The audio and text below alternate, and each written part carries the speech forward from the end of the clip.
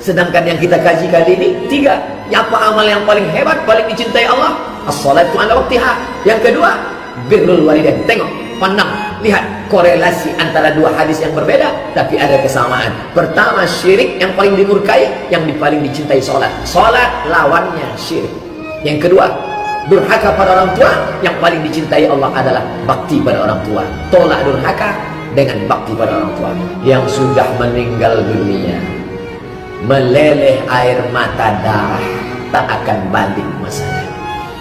Penyesalan yang sangat dalam, tak dapat dijemput balik pulang. Jadi bagaimana caranya Pak Ustaz? Pembebasan tanah masjid semeter 500.000. Pak Ketua Masjid, saya 10 meter 5 juta untuk almarhumah emakku. Sampai begitulah cara. Ya Rasulullah, ya Ummi, amak saya matas, meninggal. Mak saya meninggal. Apa atas sadaqu anha? Bolehkah saya bersedekah? Anha, bukan untuk saya, anha, untuk dia. Bolehkah saya bersedekah? Pahalanya saya niatkan. Kata Nabi, tasaddaq, bersedekah. Menghilangkan hati yang sedih, berlipur lara, melapangkan kekesalan di masa lalu. Banyak-banyak bersedekah untuk almarhumah.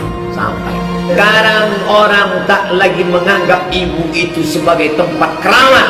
Doamu tak dikabulkan Allah, belum tentu dikabulkan Allah. Tapi ada doa yang pasti, mintalah doa kepada dia.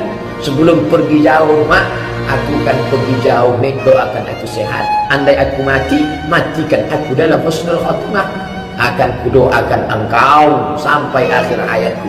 Doa ibu itulah yang menyertai banyak di antara bapak ibu ini. Suksesnya di mana? Di ujung lidah seorang ibu. Jangan sia-siakan orang tua kita. Ustaz tadi ibu saja. Ayah macam mana? Ayah penting. Tapi Nabi mengatakan 3 kali, ummuka, summa man ummuka, summa man ummuka, summa man abuka. Berapa kali dia tak jadi sholat duha gara-gara kita? Berapa kali dia tak tahajud malam gara-gara tangis pekik, tangis ratap kita? Berapa kali dia puasa? Yang jelas-jelas dia tak puasa 90 hari gara-gara kita. 30 hari dia tak puasa karena kita dalam perutnya.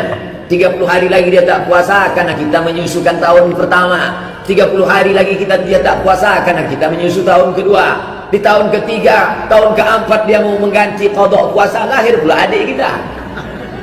Di hari tua ini dia mau puasa, kita titipkan pula anak kita ke rumah dia. Betapa kurang ajarnya kita di hadapan Allah. Dia tak pernah marah. Mak, jaga sekejap ya mak, aku mau pergi. Iyalah, aku sayang cucuku ini. Tapi kita sudah membiarkan dia tanpa ibadah mahlah. Tak sempat dia dulu baca Quran karena anak tidur mi fa sol la si do dan langsung pamil itu. Sekarang dia di tuanya dilapangkanlah dia. Bawa dia ke masjid. Mau iktikaf ke mana? Iktikaf ke Rahman, iktikaf ke Al-Falah, iktikaf ke Akramun Nas, iktikaf, mari bawa. Yang menenangkan hatinya di hari tuanya itu tidak ada lain daripada ibadah. Pak Ustaz, anak saya ini kaya-kaya Pak Ustaz. Yang satu di Jogja, yang satu di Singapura, yang satu di Surabaya. Kemarin waktu Idul Fitri pulanglah mereka semua. Begitu pulang mereka datang habis maghrib, makan, habis itu semuanya pergi. Kemana? Tidur di hotel. Nah, aku rindu sama kalian. 30 tahun yang lalu kita tidur di rumah ini waktu ayah kalian masih ada. Aku rindu saat kita dulu sama bercengkrama. Di hari tuaku ini aku ingin melihat cucu-cucuku. Apa kata menantu? Ayolah bang, udah mulai gatal-gatal nih tidur di sini. Kapan lagi engkau menyenangkan hati orang tuamu?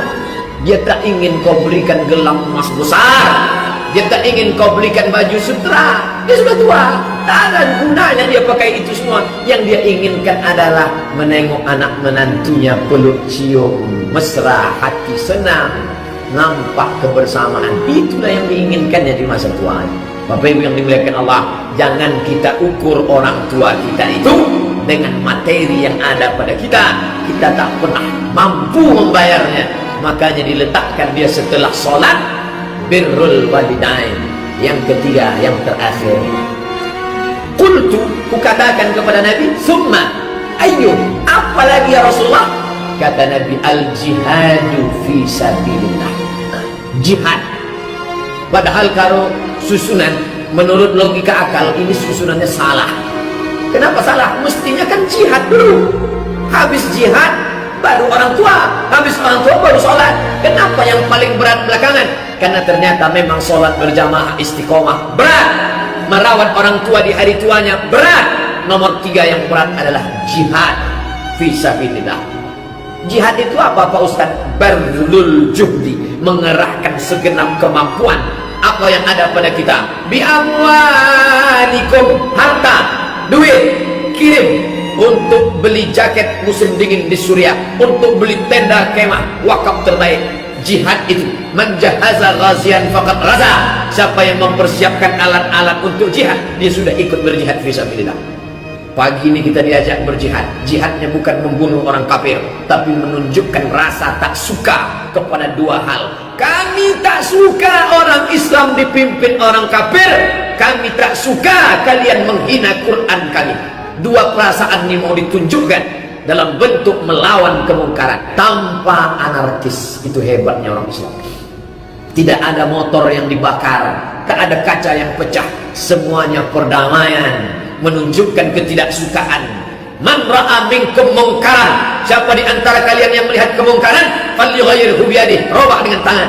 Kekuasaan tak bisa dengan tangan, fabilisani, dengan lidah. Sampaikan, tak juga bisa dengan lidah, fabiqalbi, dengan hati. Benci, tak suka, bukan pada orangnya.